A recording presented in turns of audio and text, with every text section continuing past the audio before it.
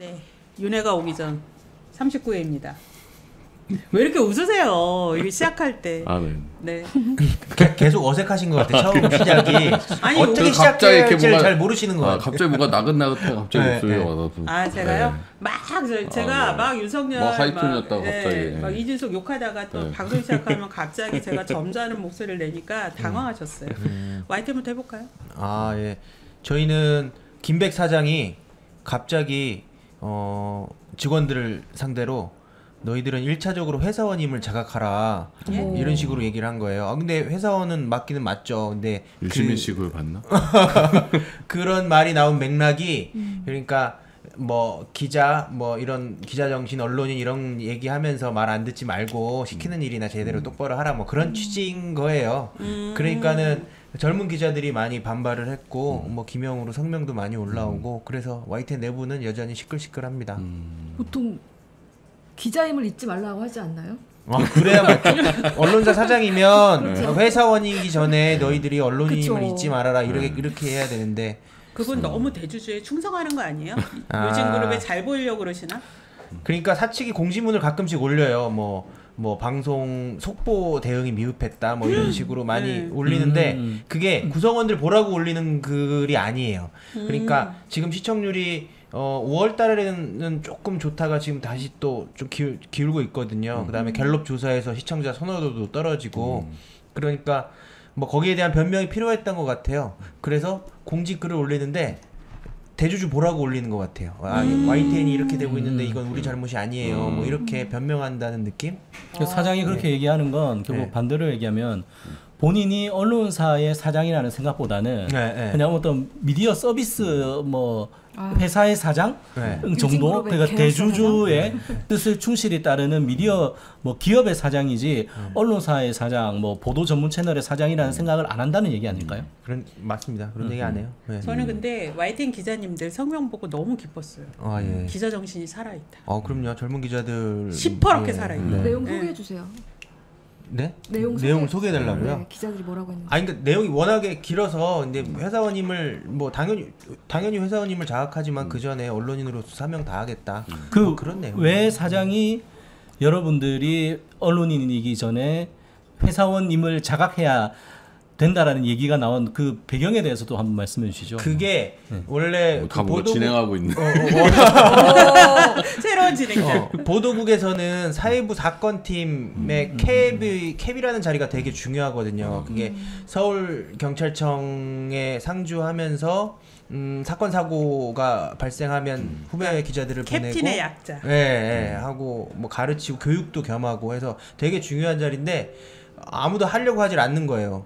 즉 김백 체제 아래서 일하기 싫다는 거죠. 그러니까 회사가 기회 줄 때 잡지 왜 그러냐 뭐 그런 식으로 나오는 거예요. 김백 사장은. 네. 그다음에 뭐 특파원도 선발하고 있는데 지원자가 적고 하니까 본인들 보기에는 이상하고 어이없겠죠. 이렇게 좋은데 본인들은 다 자리 탐해가지고 계속 다니던 사람들이니까 이렇게 젊은 기자들이 이렇게 나오는 거에 대해서 이해가 안 가는 거예요. 그러니까 너희들 회사원인데 기회 줄 때 잡아라 이런 식으로 나오는 캡을 거죠. 지금 발령을 낸 거예요? 지금 캡을 캡이 없애고? 공석이에요. 공석이에요. 캡이 공석이고 서로 심지어 안 하려고. 네. 그러니까 기존에 있던 친구가 사퇴를 한 거예요. 예, 나 본인 도저히 못하겠다고. 네. 그것도 그거죠. 예. 너무 무리한 지시하고 이랬던 네, 뭐 거죠. 그런 것들이 발단이 됐죠. 근데 여기 지금 기자들이 쓰신 성명에 보면 저는 이런 말이 1차적인 신분이 회사원이라는 건 누구의 생각입니까? 사장의 생각이라면 기자 출신이라는 스스로의 과거에 부끄럽지 않은지 돌아보시기를 권합니다. 대주주의 생각이라면 그런 생각은 YTN 말고 다른 계열사에서나 접목하시라는 제언을 드립니다. 이러면서 리더라면 제 눈에 들보부터 보십시오. 아, 예. 이런 후배들입니다. 결연한 회사원이라는 의지로. 신분으로 살고 싶었다면 YTN에 입사했을까요? 네, 이런 얘기는. 맞죠. 네. 그래서 이렇게 내부에 정말 기자들이 기자 정신 잃지 않고 저항한다는 게 너무 반갑고. 그게 사실 뭐 저희도 좀 비슷한 뭐 처지라고 할 수가 있는 건데 그 YTN의 젊은 기자들이 김백 체제 내 아래에서 일을 하지 못하겠다라고 지금 캡 자리를 이제 거부를 하고 있는 거잖아요. 그런데 어쨌든 이제 방송하는 사람들 입장에서는 그 일이라는 거, 방송이라는 건 또 해야 되는 거기 때문에 자기가 어떻게 제대로 된 방송, 제대로 된 기사를 쓸 것이냐에 대한 고민도 분명히 있고 어떤 기자 생활을 하면서 내지 방송을 만들면서 기자의 경우에 국한에서 얘기했을 때 소위 얘기하는 좋은 출입처라는 의미가 뭐 다른 의미가 아니라 평소에 기자 생활을 하면서 다른 사람들은 경험하기 힘든 이제 그런 출입처를 갈 수가 있단 말이에요. 이제 그런데 이제 캡이라는 역할 자체도 이제 각 조직에서도 누구나 할 수 있는 업무가 아닌데 그런 것조차도 지금 하지 않겠다라고 얘기를 하는 거는 사실 그 YTN 그 후배 기자분들이 참 대단하시다라는 생각이 들어요. 예. 네, 사실 언론사에서 캡은 그 사회부의 꽃이라고 불리는 자리예요. 그럼요. 예. 네, 왜냐하면 사회부에서 경찰 출입 기자들이 일선에 정보들을 취합을 하고 또 일차적인 취재여서 이른바 서울시 경찰청 출입 기자인 반장, 대장, 캡틴을 맡는다는 건 사회부 기자 또는 이후에 기자 생활에 있어서 무한한 영광이거든요. 근데 이 자리를 서로 맞지 않으려 한다는 것에 대해서 이렇게 기자들이 이렇게 얘기를 했습니다. 캡을 패싱한 지식. 예, 이거 뭐 내부 시스템 무시한 채 내려 꽂는다는 거죠. 이해할 수 없는 보도 방향. 예, 주체도 알 수 없는 기사 꽂아 넣기. 너무 싫다. 예, 저연차의 비취재 업무 동원. 저 이거 되게 충격적이었어요. 비취재 업무 동원. 그 다음에 보도 필요성과 질보다 무조건 개수를 부르짖는 지도부. 이러니 어느 기자가 캡을 맡겠다 할 것이냐라는 항변입니다. 네. 비취재 업무 동원이라는 건 뭐 어떤 일이 있었기 때문에 이런 얘기가 나오는 건가요? 글쎄 그건 제가 잘 모르겠네요. 어디 또 막 술 상무 시키고 막 이러는 건 아니죠? 기자들 동원해서 알아볼게요. 예. 아니면 또 광고 따오라 하고 그런 건 아니겠죠? 뭐 짐작 가는 건 있는데 제가 말씀드리기가 TMI지만 제가 잠깐 캡을 했었습니다. 2017년 12월부터 1년 동안 캡 했었는데 그 경찰청에도 계시지 않았나요? 아니, 그냥 서울청에만 있었어요. 서울청에만. 경찰청은 안 있었고. 근데 진짜 힘들어요. 그 24시간 계속 사건 사고 터지는 게 언제 어떻게 터지는지를 모르니까 늘상 핸드폰을 이거 손에 놓지를 못하고 24시간 대기. 제가 캡 끝나고 제일 좋았던 게 사건 사고를 그냥 관전할 수 있는 거. 사건 사고 일어났구나. 근데 사건 사고 터지면 계속 어떻게 발생하고 누구 어떻게 배치하고 막 이런 것들의 스트레스가 엄청 많지만 그렇더라도 뭔가 캡이 사회부를 전체적으로 뭔가 컨트롤을 하고 사건 사고 사회부 뉴스의 어떤 방향을 잡아가는 그런 좀 보람 같은 것들이 있거든요. 그래서 사실 언론사에서는 되게 중요하게 생각하는 그런 자리인데 거기를 이제 안 맡으려고 한다는 거는 되게 약간 기본적인 것부터 좀 심각한 이게 뭐가 무너지고 있다라는 약간 징표 같아요. 그렇죠. 그러니까 지금 저질 자본에 장악된 그죠? YTN이 지금 이렇게 기자 취재 시스템을 흔들고 있다. 지금 MBC 시경캡이 이기주 기자님 아니세요? 맞아요. 네. 그 슬리퍼 신고 대통령에게 용감한 질문을 했던 그 기자님. 네. 구두를 신었으면 좋았어. 네, 지금 근데 5개 기수 첫 기수 그것만 돌았던 것 같은데 그 이후로 5개 처음에 이제 5개 기수 같이 썼던 같이 거였네? 써서 냈고 그 뒤로도 뭐 지금 계속 올라오고 있습니다. 뭐 개인 성명도 올라오고 뭐 오늘 같은 경우는 저희가 지금 24기까지인데 6기 성명도 올라오고 상당히 뭐 거의 30년 가까이 연차된 분들도 성명을 올리고 그 성명을 우리 시민들이 볼 수 있으면 좋겠어요. 네. 어떻게 볼 수 없을까요? 어떻게 할까요? 좀 공유 좀 해주세요. 알겠습니다. 네, 저희 민원인 널 퍼뜨릴게요. 네, 여러분, 네, 예, 언론에 대한 희망을 잃지 마십시오. 네. 심은정님이 언론학사 홍보 오윤혜님에게만 일임하지 마시고 큼트님들도 홍보 좀 하세요. M님 요새 방송 많이 나가시더만.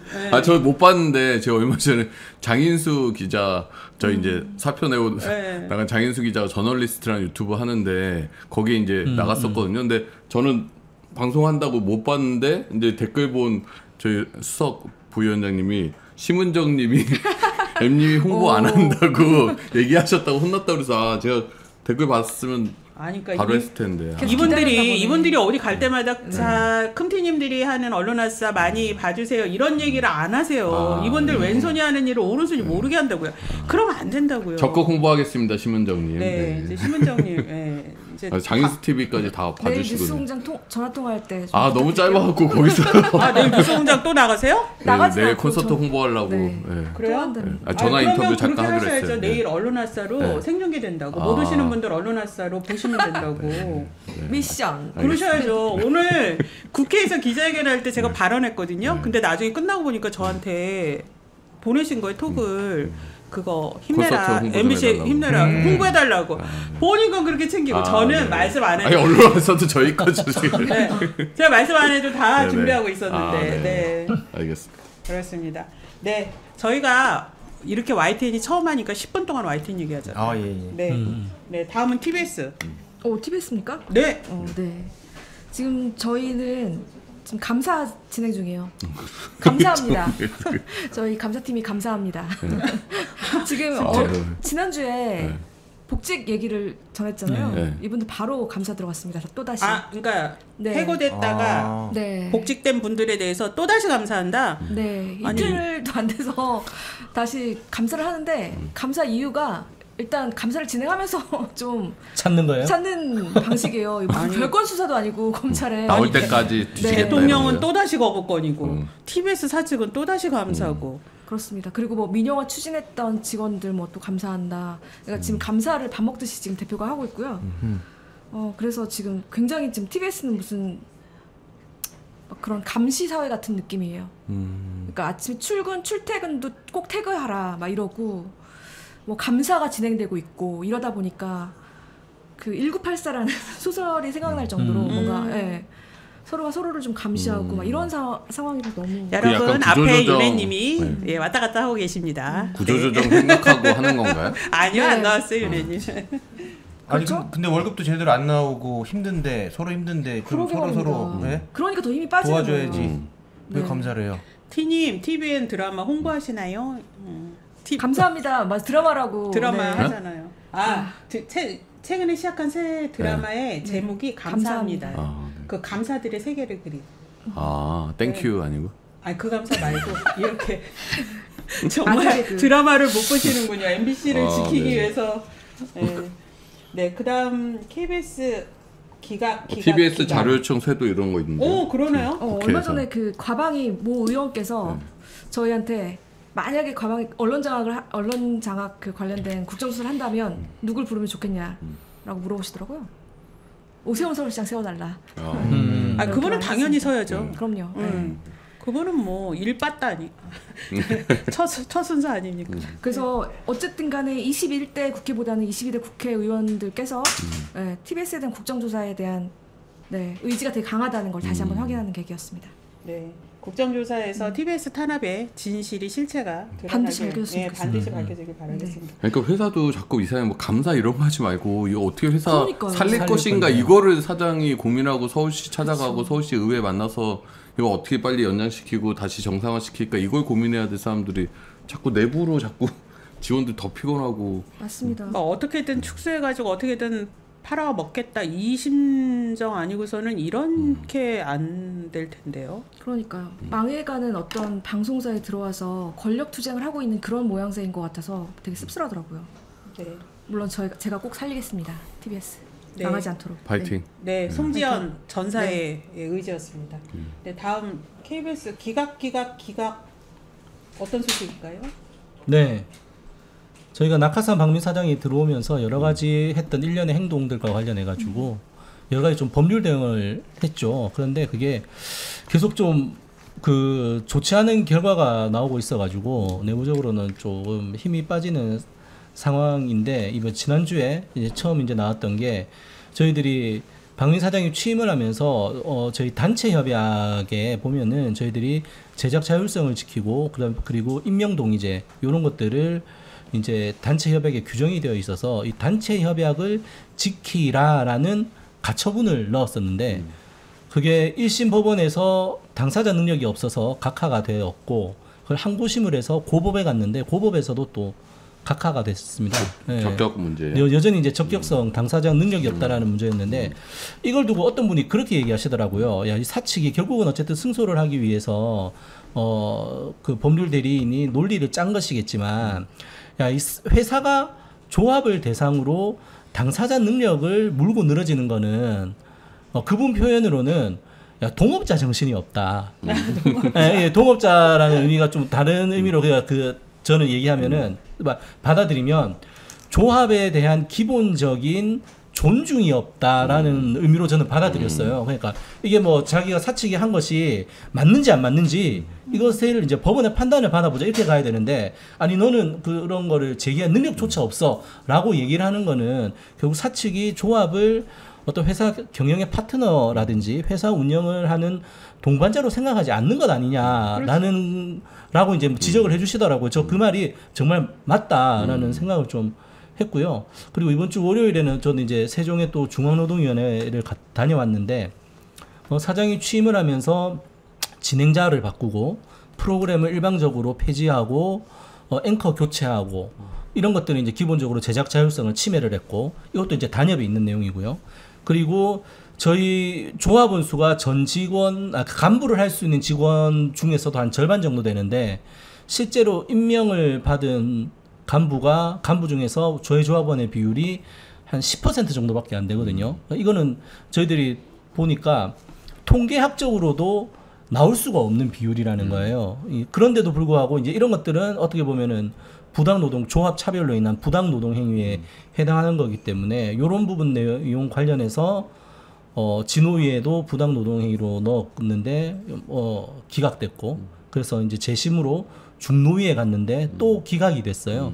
이게 보면 저희들 그래서 이제 노동위원회, 노동부가 얼마나 이 언론 사업장, 방송 사업장에 대한 이해가 있는 것인지에 대한 근본적인 좀 의문이 들더라고요. 어쩔 수 없이 우리나라 노동관계법이라는 것이 기본적으로 생산을 직접적으로 하는 생산직에 좀 맞춰져 있어서 그런지 그러다 보니까 노조법에도 저희 방송사업장 같은 편성규약을 위반했다라든지 이런 조항들에 대한 처벌 조항이 없지 않습니까? 그래서 이런 부분들을 좀 국정감사라든지 이건 국회 환노위에서도 좀 다뤄줘야 될 부분이다. 네. 그래서 너무 다른 일반적인 사업장의 기준으로 언론사를 보고 있으니까는 저희들의 문제들이 좀 제대로 다루어지지 않는 것 같다 이런 생각이 들더라고요. 되게 이런 결과가 나오면 되게 힘 빠지거든요, 솔직히. 그렇죠. 네, 뭐 법원 판결이라든지 네. 노동위원회 네. 결정이라든지. 왜냐면 이거 하나 잡고 가는 건데 이게 딱 나왔을 때 굉장히. 그래서 이번에도 저번에 단서가 붙었었잖아요. 실제 뭐 각하가 아니더라도 내용을 살펴본다 하더라도 뭐 임명도의제가 뭐 다툼의 여지가 있고 뭐 그런 표현은 이번에는 없었어요. 그냥 깔끔하게 그냥 뭐 당사자 능력이 없어서라고만 나왔고 이제 중노위 그 판정서는 일단 좀 받아봐야지 세부적으로 좀 어떤 식으로 판단했는지는 알 수 있을 것 같은데 일단 판정서를 아직 받지 못한 상황이라서 그건 또 좀 봐야 될 것 같습니다. 네. MBC는 살아있다. 바쁘다. 진짜 바쁘시죠. 지금 내일입니다. 바로. 방금도 단톡방에 링크 올리셨어요. 방송 안 하시고. 이 중에 이 링크 언론화사 링크 지금 올리고 있는 거예요. 언론화사 링크 올리는 거예요? 지금 엄청 홍보하고 있는 거예요. 지금 홍보 안 한다고 심은정님한테 혼나고 지금 방마다 지금 언론화사 지금 올리고 있어요. 많이들 좀 봐주세요. 저희 지금 언론화사 댓글에 내일 저희 힘내라. 요 MBC 많이 오라고 아주 친절하게 올리신 분이 있는데 제가 이거 MBC 분 아닌가? 그래요? 잘 올리고 있네요. 네, 잘 올리고 모르겠지만. 네, 바로 내일이죠. 준비 잘 되고 있으세요? 이제 준비는 마쳤고요. 이제 얼마나 많은 시민들이 모여 주시냐. 그래서 저희 상암 광장이 꽤 넓어요. 많이 넓어요. 꽤 넓어서 정말 진짜, 시민분들 많이 와주셔야 되고 지금 광장입니다. 오늘 이 언론화사 보고 계신 분들은 내일 다 양손에 가족 손 잡고 이게 프로그램이 되게 약간 다채롭고 저희가 준비하다 보니까 저희가 봐도 되게 알차네 하다 싶을 정도로 잘 짜여져 있어요. 그래서 일부는 박찬대 원내대표, 조국 대표, 최진봉 교수, 우리 오윤예님, 그다음에 이상민 크리에이터, 성대모사 잘하는. 거기 이제 이선영 저희 아나운서 사회로 토크쇼가 진행이 되고 토크쇼 끝나면 우리 오윤예님이 저번에도 말씀드렸지만 노래를 본인이 이제 가수였다는 것을 보여줄 수 있는 예. 네. 노래를 이제 준비를 하고 계시고 정말 중요한 건 우리 컴티님들 실물로 만나실 수 있습니다. 그렇죠. 우리 네, 컴티 컴티님들. 동지분들도 무대 위에 올라와서 인사를 하고 이제 뭐 내부 구성원들 또 외부의 시민들 응원 메시지 그다음에 2부에는 오직 목소리, 박창근, 노라조 이런 가수분들이 직접 나서 주셔서 이제 문화 공연 형태로 펼쳐져서 사실 지인이나 끝난다. 친구분들 끝난다. 아, 네. 이따 다시. 얘기 드리겠습니다. 그리고 윤혜님과 함께 시작할.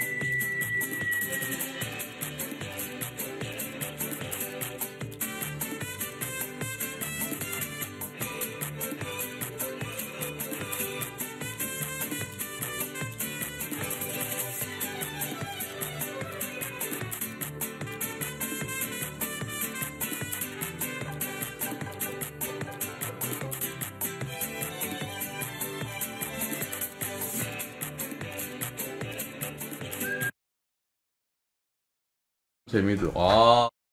또 쿠션으로 딱 또.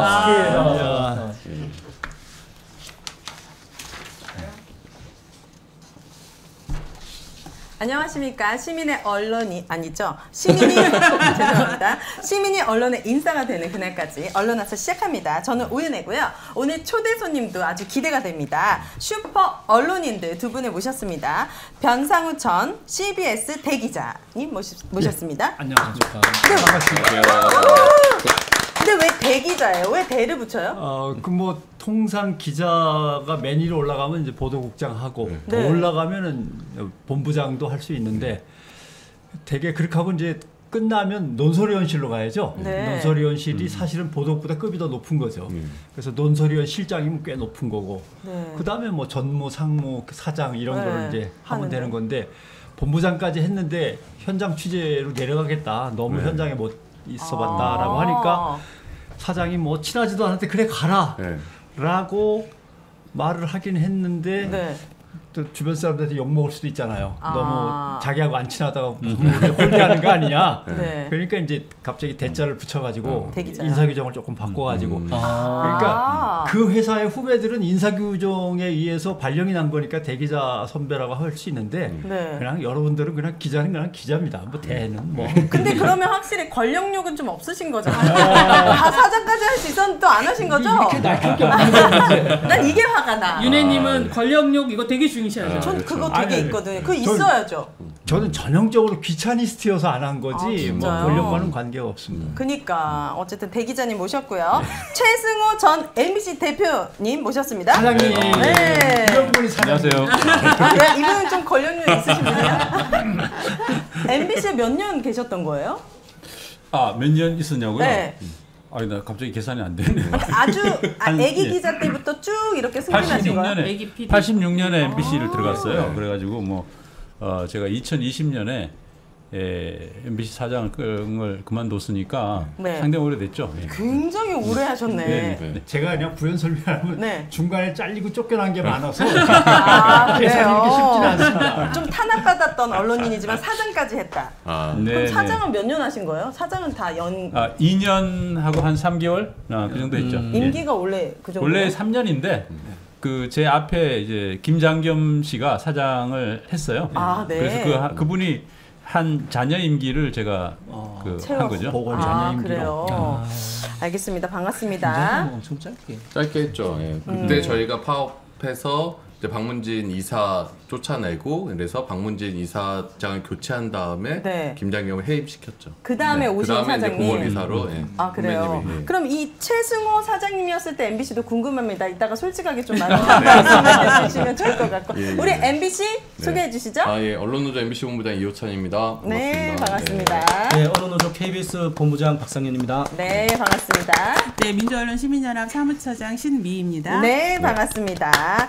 자, 오늘 이제 정말 이 두 대 언론인 분들을 모셔놓고 앞에 있는 이 패널에 그 얼굴의 주인공이죠. 이진숙님. 저도 이 여자분을 처음 뵀거든요. 오늘의 주제가 바로 이진숙과 MBC입니다. 변상욱 기자님과 최승호 PD님과 함께 이진숙 방통위원장 지명으로 또 한 번 위기를 겪고 있는 MBC에 대한 이야기 해보려고 합니다. 이제 정말 이제 국민들도 알아요. MBC밖에 없다. MBC만 남았다. 다들 이렇게 생각하고 있는데 TBS, KBS, YTN 공영방송 줄줄이 장악당했습니다. 언론 생활을 정말 오래 하셨잖아요. 아까 보니까 20년도 훨씬 넘게 하셨잖아요. 정말 이명박도 겪어봤고 뭐 박근혜도 겪어봤고 전두환도 혹시 20년 그리고 해직도 당하시고 34년 5년 네, 정도 하시면 이렇게 오랜 시간 언론을 겪어보면서 윤석열 정권에 대한 언론 어떻게 짧고 굵게 평가하실 수 있을까요? 왜 겁내지 마시고요, 변상욱 기자님. 이분은 내가 무슨 질문만 하면 겁을 내. 네. 저는 지금 윤석열 정권의 언론에 대한 통제 또는 탄압에 대한 시도는 네.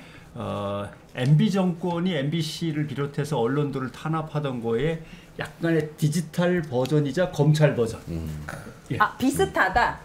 디지털. 그러니까 디지털 뭐 더 세다, 강하다 그러니까 뭐 이런 것보다는 이명박 때는 검찰 권력을 동원하지는 별로 않았어요. 네. 대신 이제 고소 고발 같은 거를 통해서 압박은 좀 했지만, 근데 지금은 검찰 권력이라는 걸 직접 해가지고 칼처럼 휘두르면서 압수수색과 그 다음에 참고인 진술조사하러 나와라, 피의자로 나와라 계속 불러 제끼고. 네. 또는 뭐 구속영장 발부라든가 동원할 수 있는 방법은 다 동원해갖고 검찰 권력이 직접 언론에 칼을 겨누고 있다라고 하는 점에서 네. 디지털 버전으로 발전된 거와 검찰 버전으로 강화된 네. 언론 탄압이죠. 그러니까 더 심하다는 예, 거죠? 그럼요. 그러니까 더 심하다 이렇게 심플하게 말씀해주시면 더 와닿을 것 같은데 확실히 그 KBS 지금 수신료 분리 이런 거 이명박 정권 때는 막 이렇게 하지는 못했잖아요. 예. 막 YTN 3,700억에 넘겨 팔아버려 이렇게 못 넘겼잖아요. 시도는 했을지언정. 그러니까 이명박도 그렇고 윤석열이란 인물도 그렇고 두 대통령이 여의도 정치를 혐오해요. 자시다 하는 일도 없이 말이야 뭐 세비나 축내는 인간들이라고 여의도의 국회의원들을 되게 폄하합니다. 네. 그러면서 물론 정치적으로는 필요하니까 뭐 어떤 관련 속에서 일은 하지만 네. 그래가지고 주로 데려다 쓰는 사람들이 지식인들 아니면 그러니까 교수님들 아니면 언론인들을 많이 데려다 써요. 근데 대개는 뉴라이트 쪽 사람들을 이제 데려다 쓰는 게 네. 공통점인데 네, 이번에. 그때하고 지금의 차이는 이명박 때는 검사를 그렇게 안 썼는데 지금은 다 이분은 검사. 완전히 검사로 일단 언론인 아닌 검사로 채우니까. 네. 왜냐하면 교수들은 하라 그러면 눈치가 빨라서 안 하는 거예요. 그래요? 내가 나중에 무슨 욕을 먹으려고. 이런데 검사하고 이제 언론인 출신들이 꽤 많이 몰려갔죠. 다르군요. 우리 최승호 PD님께서 어떻게 보시나요? 이 윤석열 정권의 언론 탄압은? 그 제가 보면은 저 이명박 씨 때 굉장히 놀랐었거든요. 어떻게 이런 저는 뭐 거의 이제 그 이명박 대통령이 되더라도 네. 사실은 이제 MBC는 괜찮을 것이다. 왜냐하면 우리는 그동안 굉장히 그 많이 쌓아온 어떤 그런 그 언론 자유의 투쟁의 어떤 그 역사가 있었기 때문에 괜찮을 거다라고 생각을 했는데 이명박이 그걸 한 1년 만에 깨더라고요. 그걸 보고 굉장히 놀랐어요. 네. 근데 윤석열 씨는 그보다도 더 이렇게 압축 성장 네. 굉장히 말하자면 스피드. 그 시간을 굉장히 줄여가지고 네. 그 해버리는 거예요.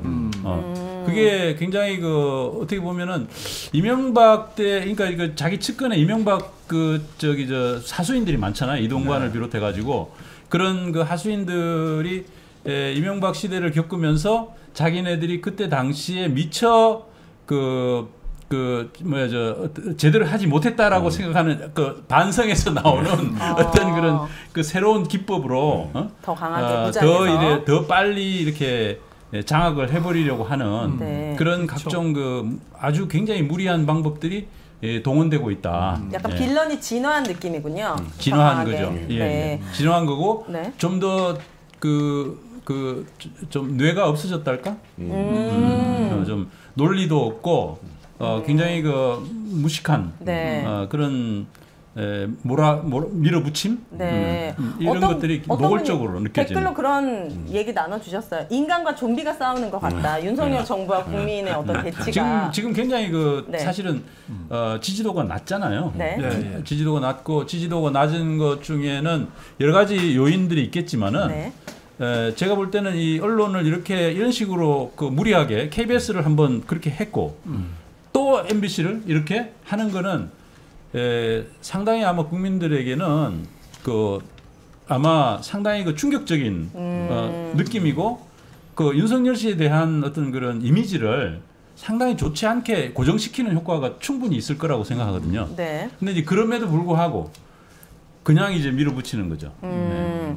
뭐 MBC를 만약에 잡으면은 지지도가 올라가나? 근데 그런 면에서 어떻게 보면은 참 불가능한 어떻게 보면 지지도를 올리려 그러면은 오히려 다른 일을 지금 해야 그렇죠. 되는데 그렇죠. 엉뚱하게 지금 MBC를 붙잡고 이러고 있으니 그러니까 보면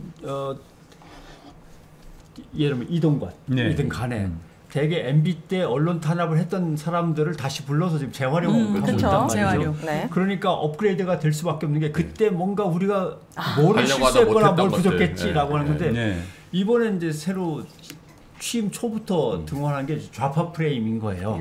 그럼 대한민국에서 좌파로 가장 몰고 가기 쉬운 사람이 누구냐 하면은 뭐요? 언론노조. 노동자죠. 예. 그러니까 노동조합원들을 이제 좌파 성향의 사람들, 그다음에 노동조합은 좌파 조직, 그러면서 그 총본부인 민주노총 같은 경우는 좌파의 본산지 네. 이렇게 한 다음에 방송국은 결국 좌파 노조가 장악하고 있습니다. 그러니까 네. 결국 이건 좌파 불온한 방송 이러면서 빌드업을 계속 하다가 순서가 되면 하나씩 치는 거죠.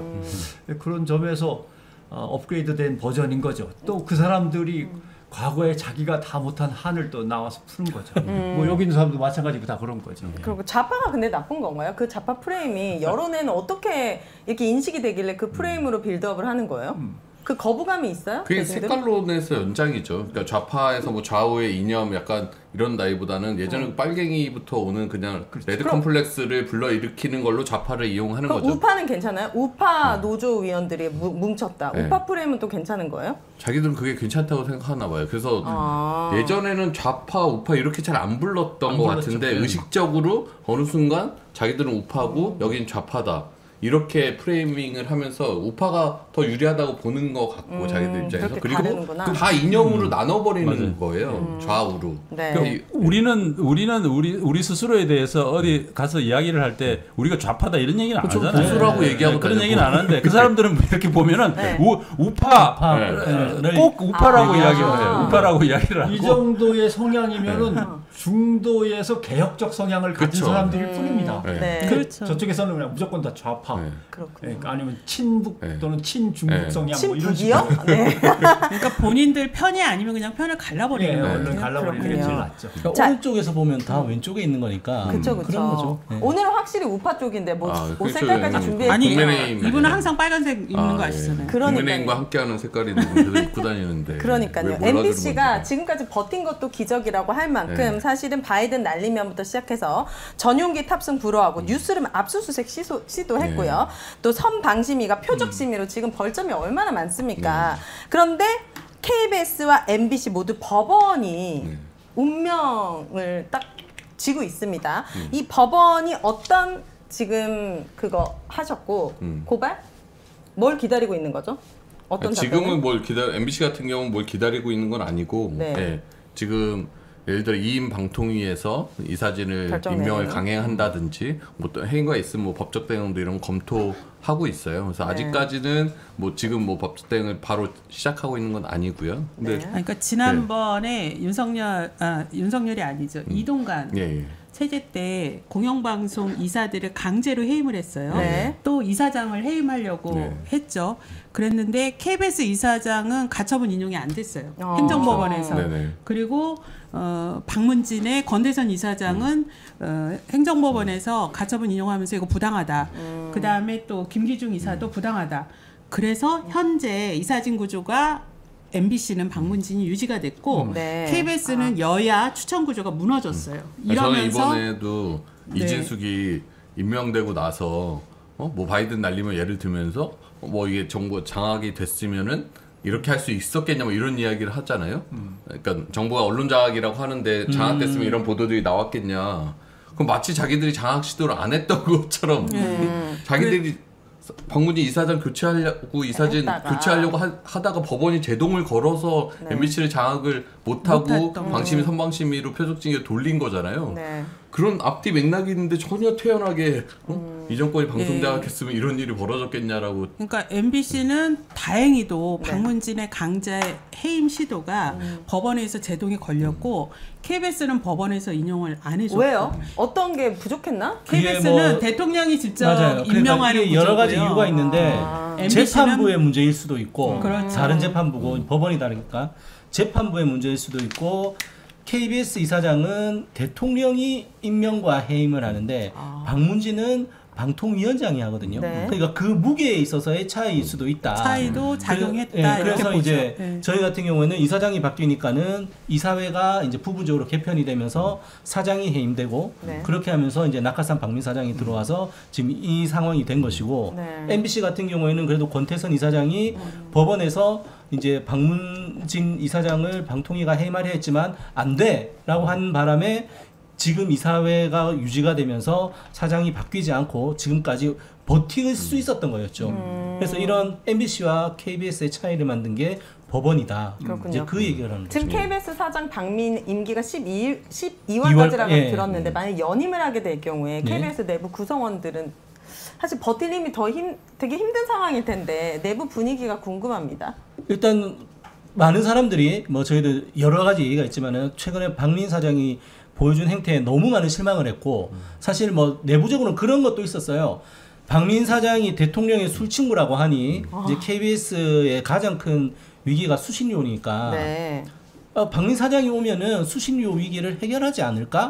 뭔가 좀 우리를 안정화시켜 주겠지라고 기대를 한 사람들도 있었는데 뭐 저희들은 언론노조 KBS 본부는 절대 아니다. 그럴 리가 없다라고 생각을 했죠 저희들은. 네. 근데 뭐 저희 예상대로 전혀 그런 것이 없었고 오히려 와서 그런 기대를 했던 구성원들마저 실망을 많이 시키고 있어서 네. 많은 사람들이 연임을 해서는 안 된다라고 얘기를 하고 있습니다. 근데 이제 저희들도 이제 이 사회가 지금 바뀌는 상황이고 했을 때 과연 박민 사장이 한다라고 하면 네. 내부에서 이제 좀 더 이 부분에 대해서 많은 목소리들이 나오겠죠. 그러니까 대통령과 친하면 뭔가 유리한 정책을 펼칠 수 있겠다 이런 기대를 했다는 거죠. 근데 네. 그게 VIP가 어떤 VIP냐가 다른 것 같아요. VIP 1이냐 2냐. 근데 그게 일단 내부의 문제를 공영방송 KBS의 문제를 대통령과 친한 사람이 와서 해결을 할 수 있을 거라고 기대하는 생각하고 것 자체가- 기대하는 것 자체가 잘못됐던 그렇죠. 거죠. 네. 통상 이제 대한민국의 권력이 성격상 진보 정권일 때와 보수 정권일 때 차이가 나는데 진보 정권은 언론을 전체를 하나의 시스템으로 보면서 이 시스템이 잘 돌아가나를 생각을 해요. 그래서 잘 안 돌아간다고 생각하면 개선하려고 그러죠. 예를 들면 김대중 대통령 같으면 언론사 세무조사 한 번씩 쫙 한번 해봅시다. 너무 해먹는 게 많은 것 같아. 이런 식으로 나온다든가. 노무현 대통령 같으면 언론 선진화 방안 가지고 기자실 문제부터 기자단 문제를 갖다 조정하고 정당하게 취재하고 정당하게 보도했으면 좋겠다라는 쪽으로 바꾸려다가 이제 진보 보수 언론 할 것 없이 다 들고 일어났던 것이고. 그다음에 예를 들면 문재인 대통령 같으면 언론에 피해를 입었으면 한 3배는 갚아줘야지 몇 년 동안 재판해갖고 내꼬만치 돌려받으면 뭐하냐.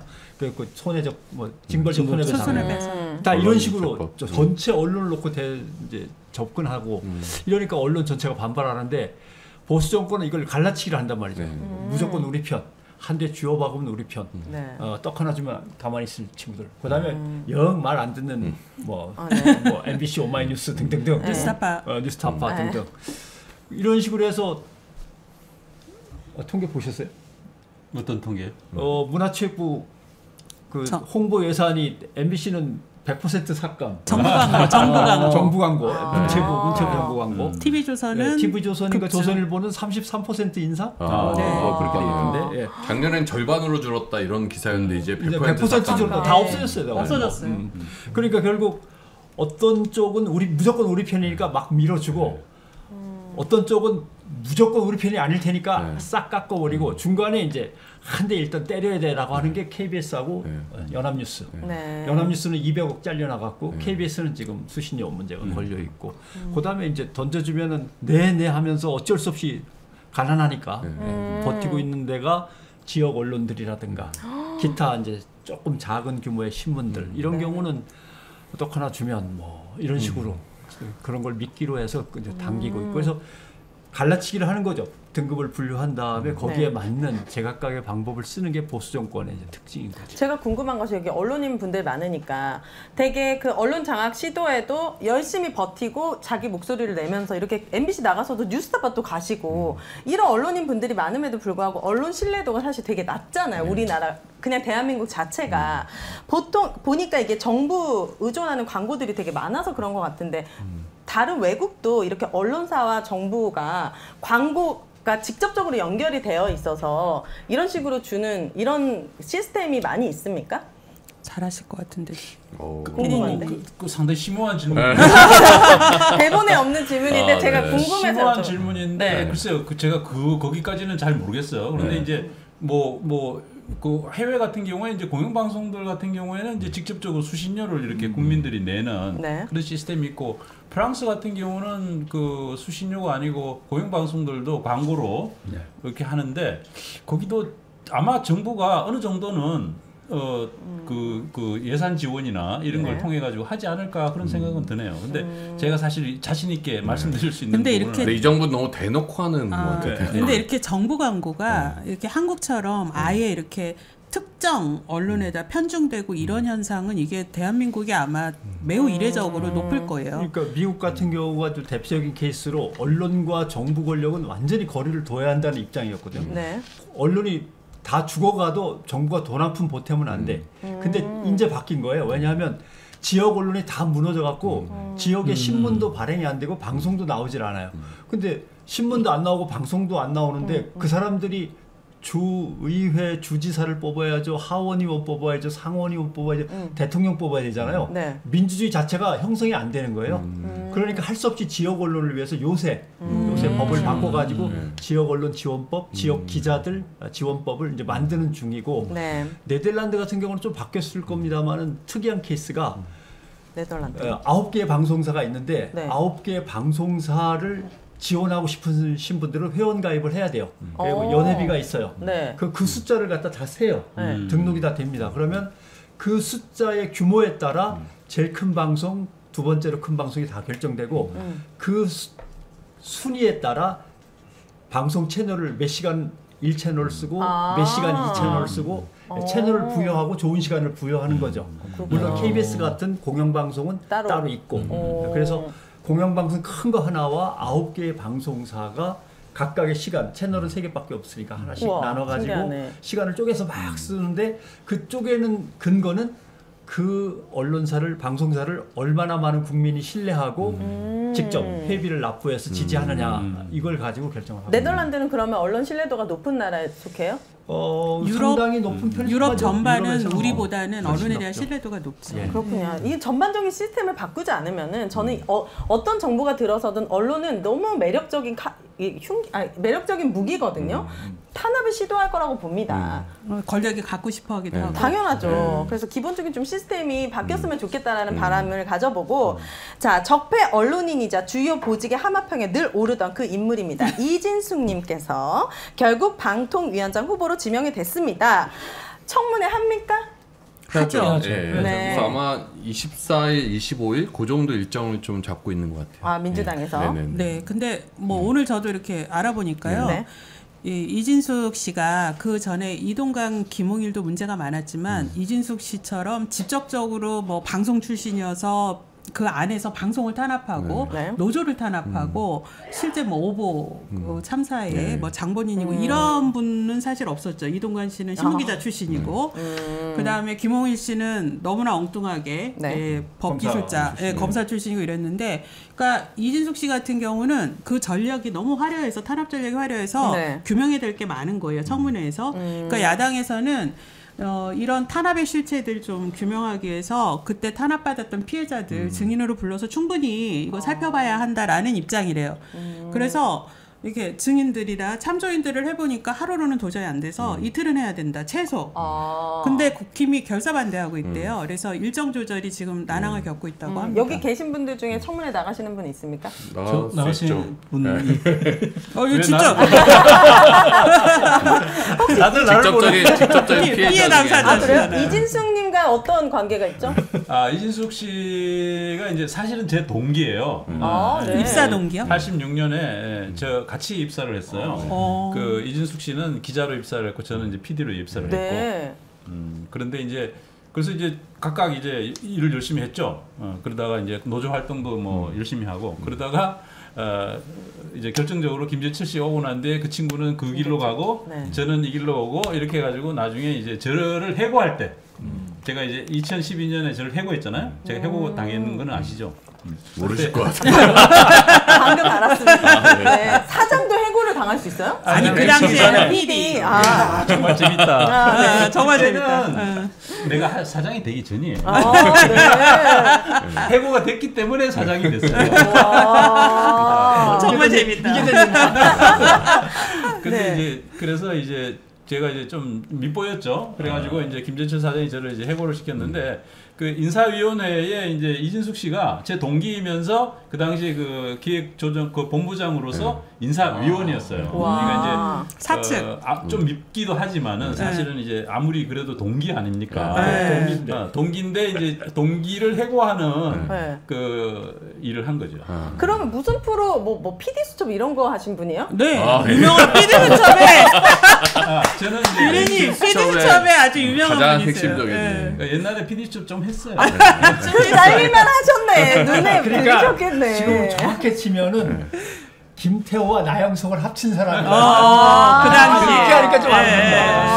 그건 아니고 하여튼 뭐 옛날에 좀 틀린 설명이 아닌 것 같은데. PD 수첩에 이명박 대부. 대통령도 PD 수첩 되게 싫어했다고 그래서 했잖아요. 그- 그게 잘려야 지금 되는 최승호 거예요. 선배 때문에 그런 거예요. 아 그러면 몇 년 동안 잘리시고 복직하신 거예요? 2012년에 잘려가지고 2017 2017년 12월 달에 5년 동안 복직했어요. 백수셨던 거예요? 예, 예. 그럼 뭐 하셨어요? 아니 5년 뉴스타파를 했죠. 아, 예. 그래서 저는 사실 뉴스타파에서 사실 대단하시다. 저는 뭐 그러니까 이제 저를 아마 자른 사람으로 치면은 이제 아마 이명박 씨 그다음에 김재철 씨 이렇게 떠오르는데 사실은 이제 잘리고 난 뒤에 뭐 그렇다고 해서 아주 불행하게 지냈던 건 아니에요. 네. 뉴스타파에서 시민들이 이렇게 후원을 후원을 해주고. 해주고 네. 이렇게 해서 새로운 어떤 형태의 언론이 생기고 네. 거기서 훨씬 더 이렇게 자유로운 탐사 그런 취재. 탐사 보도를 할 수 있었기 때문에 만드신 거예요? 설마 저분이 뉴스타파? 주연이 중에 한 분이 있어요. 그건 아니고 여러분들이 초기 이제 멤버. 그때 당시에 그 해직 언론인들 그때 당시에 다행히도 네. 아니 다행히도 네. 그 YTN에서도 잘리고 KBS. MBC에서도 잘리고 KBS에서 그다음에 이제 나오고, KBS는 잘린 건 아니고 않았지만은 나오고. 나오고 박찬. 나올 수밖에 없게 만들었고 이렇게 해서 그 사람들이 다 모여가지고 인재들이 모였군요. 그렇죠. 우리 저 선배님도 네. 그때 당시 그러니까 뉴스타파 창설 멤버, 오시고 창설 멤버 다음 이제 바로 이어받아서 네. 이제 아, 전혀 다른 모습의 뉴스타파로 확대 발전시키는 아 멤버. 그래요. 저 그- 뉴스타파 후원하고 있습니다. 예. 아 오늘 너무 대단한 분을 모셨군요. 이제서야 알았습니다. 나는 민원연 회원이에요. 다들 커밍아웃 하시죠. 우리 위원장님 미사도 했어요. 대단한 분들이 모셨습니다. 최승호 선배 네. 해고가 얼마나 문제냐면 그때 당시에 이제 백종문이라는 이제 부사장까지 한 네. 이제 사람이 있었는데 그 오랜만에 사람이 듣네, 백종문. 인터넷 언론 기자랑 통화한 게 이제 녹취록으로 나중에 저희가 민영화. 공개가 됐는데 아니 그 민영화 말고 아니요? 그때 그 기자랑 얘기하면서 박성재 최승호는 증거가 없는데 해고시켰다라고 자기가 이야기했어요. 그러니까 진짜요? 이제 시사교양 쪽에 PD 쪽에 그냥 뭔가 대선배, 그다음에 그러니까 이제 보도국에 이제 박성재 선배 이 두 사람은 네. 그냥 싫은 거예요. 이 두 그만큼 이쪽에서 네, 이쪽에서 눈밖에 나니까 저기는 아무 해고 사유가 없는데 네. 그냥 해고했다. 그러면 살아서 돌아와라 소송해서. 그러니까 최승호 대표가 자꾸 헷갈리는 게 그 네. 둘이 차례대로 사장을 했어. MBC로 돌아가서. 아 진짜 아니 그러면은 그러니까 최승호님께서 다행이라는 얘기가 사장으로 복귀하셨을 때 이 이진숙을 탁 보내면 되잖아요. 보냈죠. 네. 어디로? 보냈어. 왜냐면 그때 당시 대전 MBC 사장이었죠. 사장이었는데 그분이 예. 제가 들어가면서 해임을 시켰어요. 네. 근데 그래서 어떻게 다시 돌아오죠 그 사람은? 사장에서 해임이 그 이제 그때부터 이제 해임이 정치했죠. 돼서 그다음에 정치인이 됐잖아요. 정치인이 됐죠. 네, 정치인이 돼서 이제 뭐 근데 이제 정치인이 돼 가지고 이제 여러 가지 시도를 했지만 다 떨어졌죠. 다 떨어졌잖아요. 다 떨어지고 했는데 어쨌든 이제 저기 저 국민의힘에는 굉장히 그 깊은 인상을 줬던 것 같아요. 그리고 이제 윤석열 대통령한테는 굉장히 아마 MBC 문제를 해결해줄 적임자다. 어떤 적임자다라는 그 느낌을 주지 않았을까. 그러니까 이제 보수적인 정당 쪽에서 뭔가 이렇게 여전사가 필요한 그런 순간들이 있어요. 그래서 예전에는 KBS 출신의 전효 선생을 많이 이제 기용을 했는데 네. 그 양반이 이제 몸도 아프고 떠난 뒤로는 마땅한 인물이 없는데 이진숙 씨로서는 딱이죠. 그런데 이 선거 나가려고 매번 노력을 하다가 계속 컷오프 되고 경선에서 탈락하니까 네. 자리를 주기도 뭐 했고 방송 쪽에 자리를 줄까 뭐 하다가 이제 과거에 막 무슨 좀 막말 내지는 악랄한 발언을 했던 게 계속 그래요? 붙여지면서 도중에 하차하게 된 게 한 번 있었고 그러면서 네. 저는 거기서 이제 끝났구나 생명 생각했는데. 근데 갈 데가 없다. 이쪽에서는 경선 탈락 계속하고 이쪽에서는 뭐 좀 하려고 했는데 옛날 과거의 흑역사가 나오면서 탈락했으니까 이거 갈 데는 없잖아요. 그럼 다른 근데 일 하면 되잖아요. 근데 등장한 거예요. 네, 지난해 방통위원으로 국힘이 추천을 했었어요. 그렇죠. 와. 그 근데 자리에서. 민주당이 반대했죠. 네. 그래서 국회에서 추천을 안 했는데 네. 그걸로 끝나는 줄 알았어요. 정말 끝나는 줄 그때 알아요. 언론계 다 반대했고, 그죠? MBC에서도 강력 반대고. 그렇죠. 근데 어떻게 대전 MBC 사장까지 해요? 아니 그거는 그 이제 전에. 이명박근혜 그 전에 정권. 이명박 정권 박근혜 때 시절에. 잘 나갈 때. 근데 대전 최승호 MBC에서 잘려 나간 다음에 최승호. 정치권으로 가서 이제 겪은 일들인 네, 거죠. 최승호 사장님을 복귀해가지고 이제 자른 자르고. 거. 그러고 정치권으로 갔는데 안 됐어요. 다 낙선하거나 낙천하거나. 네. 그러니까 내가 이진숙 씨라도 이번에 꼭 방통위원장을 해야만 해요. 여러분들이 도와주셔야 됩니다. 왜냐하면 아무것도 안 했고. 고향이 대구야. 네. 아, 그쪽 대구? 그 옆에서 태어났잖아요. 그리고 대구에서 지방자치 선거에 나가려고 했는데 공천을 받으려고 하다가 컷오프하고 잘렸어요. 네. 네. 대통령 선거가 앞에 있지만 그 전에 지방 선거가 있어요. 그러니까 지금 아, 방통위원장은 나가고 싶어. 장관급이잖아요. 네. 네. 장관급을 한 달이든 두 달이든 하고 하고. 자기가 탄핵받고 뭐 탄핵 안 받고 나오든 자가 나오면 이력을 네, 쓸 수 있구나. 국민의힘에서는 대구시장. 장관급에 맞춰서 한 자리를 줘야 돼. 네. 그러면 대구 홍준표 시장은 이제 죽었어 이제. 강력한 라이벌이 이제 뒤에 밑에서 치고 올라오는 거지. 그래요. 그럼 이진숙 씨의 화려한 이력에 대해서 좀 알아보도록 하죠. 이분이 여성 종군 기자, 최초의 여성 종군 기자로 처음에는 굉장히 주목받고 그랬던 분이었는데 언제부터 김재철 사장이 들어와서부터 확실히 바뀐 거예요? 노선이 달라졌다고. 노선이 이제 달라졌. 글쎄, 그러니까 저는 저 같은 아마 우리 이호찬 본부장이 더 잘할지도 몰라요. 이호찬 본부장은 이제 보도국에서 저기 선후배 관계로 기자 선배로 아, 진짜요? 좀 지냈나요? 어떤가요? 조금 지냈는데 이렇게 같이 막 저는 이제 사회부에서 한참 어린 연차고 이진숙 기자는 뭐 국제부나 이런 쪽으로 있는 상황이어서 같이 일은 못 해봤어요. 그래서 저도 사실 이진숙을 경험한 건 김재철 시대에 이제 뭐 파업하고 투쟁하고 이럴 오케이, 때부터 오케이. 이제 오케이. 알기 시작한 거라서. 그럼 네. 내가 더 잘 알겠다. 예, 예. 네.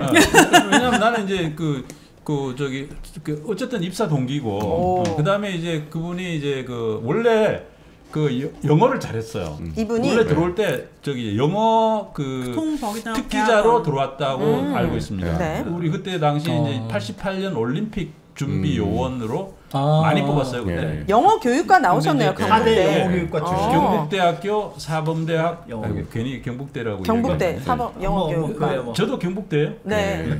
저는 동덕여대요. 예, 예. 네. 아, 이분들이 또 갑자기 왜. 학교를 가게. 아니 TK라는 특정 지역을 얘기한 것 아, 같아서. 네. 예. 저도 뭐 대구고. 네, 전 광주고. 예. 네. 네. 그러니까 이제 그런데 이제 그분 같은 경우에는 뭐 기자 생활을 이렇게 하면서 제가 이렇게 그 보면은 뭐 나름 열심히 했다고 생각을 해요. 그리고 네. 이제 그 뭐야 뭐 그때 우리 노조가 MBC 노조가 굉장히 파업을 많이 했습니다. 맞아, 기억나요. 공정방송의 시스템을 만들기 위해서 와. 사측과 굉장히 많이 싸웠거든요. 네. 92년에 굉장히 큰 파업을 했어요. 그렇죠. 그 당시까지 아마 최장기 파업이었는데 52일 파업인가 그때 손석희 선배 잡혀가던 그 파업인가요? 그렇죠. 손석희 선배 손석희 선배가 이렇게 수갑 차고. 수갑 차고 아. 가는 장면이 네. 사진이 있는 그 92년 그 파업이었는데 네. 그 당시에 그 이진숙 씨가 선봉대로서 단식 투쟁을 했습니다. 그래서 이제 단식을 뭐 처음에 몇십 명이 시작해가지고 마지막에 3명이 남았대요. 그 중에 한 명이 이진숙 씨였어요. 아, 언론의 자유를 지키고 그렇죠. 싶어서. 언론 자유를 오. 위한 어떤 그 시스템을 만들어야 된다. 근데 이런 분이 왜 이렇게 어떻게 이렇게 되지? 공정방송 뭐 그 협의회 이런 걸 갖다 강화시켜야 되고 이런 걸 그 당시에 요구 조건으로 내건 파업이었거든요. 네. 그래서 결국은 그 파업에서 이제 성공을 했습니다. 네.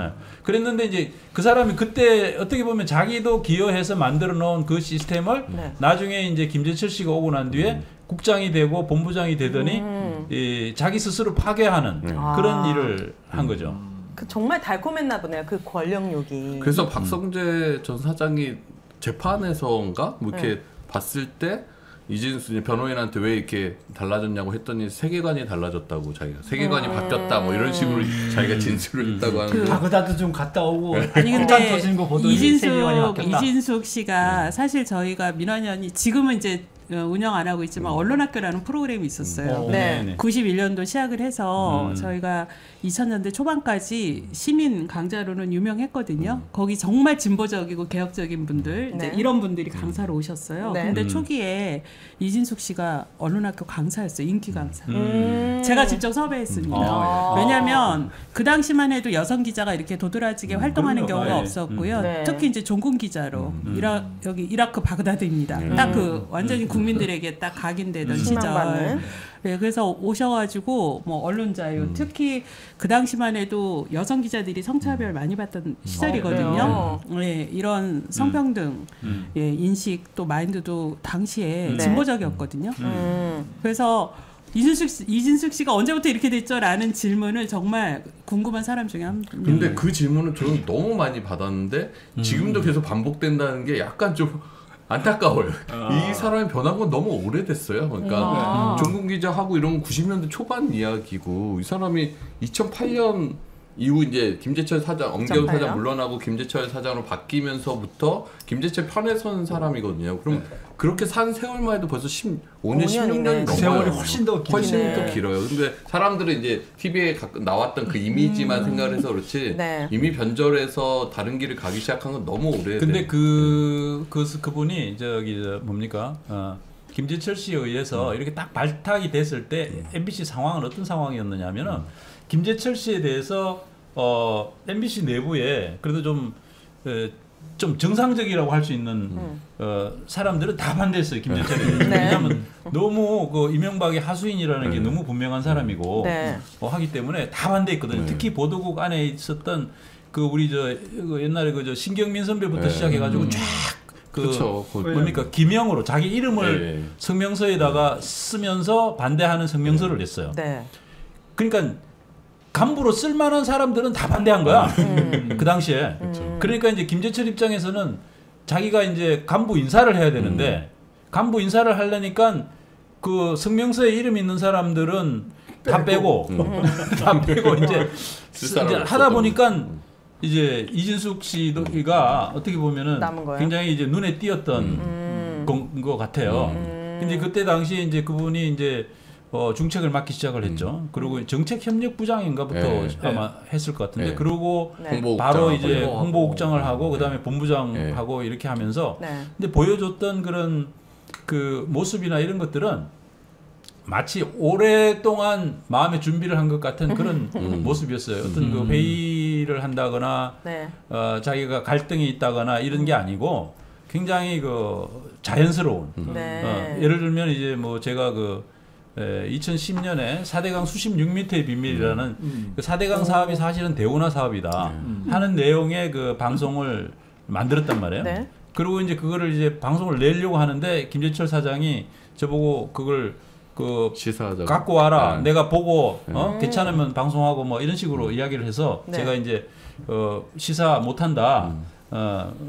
라고 이제 이야기를 했어요. 그것도 그 뭐야 저 경영진이 간섭하지 못하게 한 것도 그렇죠. 사실은 이제 그 이진숙 씨도 같이 했던 그 싸워서 공정방송 만들어낸, 파업을 네. 통해서 만들어낸 시스템이었어요. 네. 사장이 근데 이제- 프로그램에 개입하지 못하도록. 네. 근데 이제 그 뒤에 그 김재철 씨가 이사회를 열어가지고 불방을 시켜버렸거든요. 오. 네, 불방을 시켰는데 그 불방을 한 것에 대해서 이진숙 홍보국장이 굉장히 자연스럽고 참 정말 참 그 뭐랄까 능숙하게. 유창하게 어떻게 보면은 김재철을 위한 그 홍보하는 그런 모습들을 제가 봤어요. 대변인. 마치 제가 만든 프로그램에 무슨 큰 하자가 있어가지고 불방을 시킨 것처럼. 네. 그래서 하자가 고쳐지면은 뭐 언제라도 뭐 방송이 된다는 둥 뭐 이런 이야기를 하고 사실은 아무런 문제가 없었던 그럼 방송이 프로그램이거든요. 됐어요 나중에? 일주일 뒤에 일주일 뒤에? 방송이 됐습니다. 아. 결국은 이제 굉장히 많은 반발이 일어났었고 그 당시에 이제 환경단체들을 비롯해가지고 시민들도 촛불 시위도 하고 네. 이렇게 해서 일주일 뒤에 또 그리고 그 내용을 조금 고쳤어요 그 친구들이 고쳐서 방송을 했었죠. 예. 그렇군요. 그러니까 그때만 해도 막 내부에서 항의하고 싸우고 하면 일주일 뒤라도 방송을 했던 거죠. 근데 이 사람도 이제 업그레이드가 돼서 아예 그냥 프로그램을 그렇죠. 없애버리고 네. 다 쫓아내 버리고 그쵸, 이렇게 바뀌는 거죠. 그 당시에는 그 방송을 못 나가도록 한다라는 것은 엄청난 사태였어요. 그쵸. 네. 그래서 그거는 뭐 굉장히 큰 사태였고 하기 때문에 네. 시민들도 굉장히 그 MBC 앞에 다 오셔가지고 모여서. 여의도 네. MBC 앞에 와서 촛불 들고. 촛불 들고 그러니까. 모이시고 87년에 전두환을 끌어내는 동력이 아직 사회에 남아 있었거든요. 네. 그래갖고 자유와 민주라고 하는 새로운 언론 체제를 구축해 가는데 방송을 못 내보내게 하고 방송 현업자들을 탄압해 하면서 촛불이 다시 확 네. 할 수 있으니까 그랬군요. 그때는 그렇게 함께들 연대한 힘이 있어가지고 밀고 나갔는데 네. 지금은 이제 그런 게 없는. 보니까 이진숙 씨 입장에서는 내가 막 엄청 단식했잖아요. 3명 안에 들 정도 열심히 단식해내 남는 거는 그냥 몸 망가지고 살만 빠지고 고생했다 말뿐인데 내가 김재철에 딱 줄을 섰더니 막 승승장구하고 그쵸. 내 밑에 또 네. 라인이 생기고 이러면서 그렇게 됐을 것 근데 같은데 저는 김재철 전 사장하고 검찰 출입을 같이 했어요. 아, 검찰 출입. 네. 그래서 사장이 되는데 저 MBC 철학과는 안 될 텐데 라고 했는데 네. 나중에 이진수 씨가 들어가는데 저 사람이 저기에 딸려 들어갈 사람이 아닌 것 같은데 저- 내가 잘못 알고 있었나? 저줄의 외수나. 네, 인지 부조화가 진짜 신처장처럼 네. 나도 저 사람이 저기 저런데 왜, 들어갈 사람이 아닐 것 같은데라고 저도 헷갈렸던 것 같고 그 전에 무슨 일이 있었냐면 전두환을 이제 끌어내린 다음에 노태우가 막 이제 등장하기 시작할 때 네. KBS, MBC, CBS의 노동조합 대표들끼리 모여갖고 법학자들하고 같이 민주방송법을 만들었어요. 우와. 그래갖고 촘촘하게 만들어가지고 네. 뭐 MBC와 KBS의 어떤 구조들뿐만 아니라 이것저것 해갖고 막 만들어서 그때는 뭐 엄청난 여소야대 상황이어서 제출하면 바로 야당이 통과시켜 주기로. 네. 그런데 갑자기 3당 합당이 벌어진 거예요. 오. 그 야당하던 사람들이 전부 다 여당으로 건너간 거예요 다음날.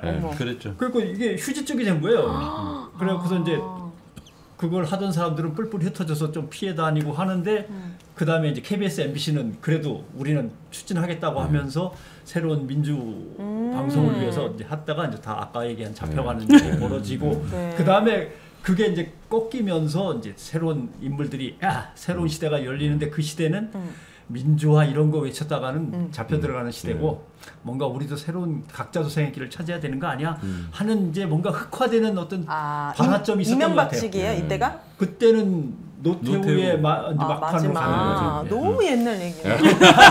우리 지금 현대사. 지금 잠깐만.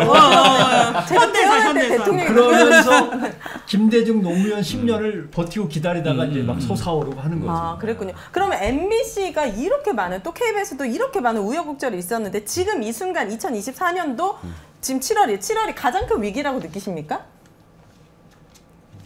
가장 큰 위기죠. 지금이 7, 8월 해서 그게 이제 어쨌든 이명박근혜 정권 시절에 그렇게 고통받고 싸워서 결국 그러니까 지켜냈는데. 정권을 다시 되찾고 네. MBC 사장 이제 최성원 선배가 이제 사장 되는 MBC가 되면서 이제 정상화의 길을 계속 걸으면서 그것도 처음엔 사실 우여곡절도 많고 시행착오도 되게 많았어요. 그래서 선배님도 처음에 이제 사장 될 때는 되게 큰 각오로 하셨을 텐데 막상 사장 하시고 나니까 여러 군데서 막 사고도 나고 처음에 힘들었거든요. 그런 거 이제 한 해, 두 해 지나면서 내부 구성원들도 다시 실력이 쌓여서 그리고 국민들의 신뢰도도 하나하나 올라가다가 네. 이제 MBC가 다시 전 국민의 사랑받는 방송으로 만들어졌는데 네. 이게 이제 8월 이후 다시 뒤바뀔 수 있다고 하니까 내부 구성원들이나 뭐 허탈감, 분노 그렇죠. 이런 게 상당히 크죠. 자, 이진숙님의 이력을 좀 알아봅니다. 적폐 언론인의 이름을 올릴 수밖에 없었던 사건들이 아주 많은데 가장 대표적인 게 세월호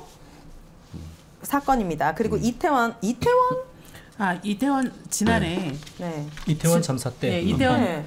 본인 얼마 전에, SNS에 그 이태원 참사는 대통령이 이태원 참사가 좌파 언론들이 선동해서. 사람들이 모이게 선동을 해서 뭐 기획된 거다라는 얘기를 했는데 네. 똑같은 인식을 드러냈던 거예요. SNS에 올렸었죠. 네, 맞아요. 그런 발언 기획된 거다. 뭐 젊은이들을 불러냈다. 특정 언론이. 그리고 노동 탄압 전력이 참 화려하다고 하는데 어떤 게 있죠? 노동 탄압. 최성원 선배 잘랐죠. 해고되고 잘랐고. 네, 해고됐을 때 네. 네, 적폐 임원이었고. 경영진이었고 네. 예. 또 누구 잘랐? 김재철 씨가 네. 했던 많은 그 상상을 불허하는 그러한 그 노동 탄압 그리고 이제 기자 PD들의 그 제작 자율성에 대한 탄압 이런 것들을 보좌하면서 같이 했던 그런 사람이라고 생각하시면 되죠. 그때 기억으로는 예전에는 없던 방식인데 네. 방송사 노조가 이제 파업을 막 했잖아요. 90년 그때부터 막 계속 했으니까 88년부터 계속 한 거나 마찬가지인데 쭉 이어지다 보면 그 전에는 노조가 뭐 하다 보면은 물건을 건드릴 수도 있고 유리창이 한두 장 깨질 수도 있고 예를 들면 뭐 와일드했네요.